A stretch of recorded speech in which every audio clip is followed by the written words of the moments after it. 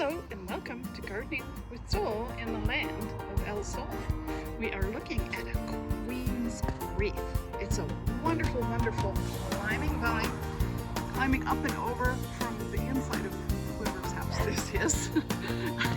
And I saw it and I stopped because, a couple things. First of all, look at those glorious heart-shaped leaves. But this plant sprouts in the spring, grows all summer long, and it sometimes drops its leaves in the winter if it's cold enough.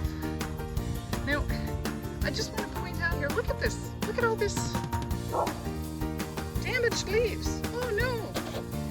When you see a bug on your plant, don't freak out. The plants can deal with it. They really can. So, more about Queen's Wreath when a dog isn't very upset with me. Thanks for watching.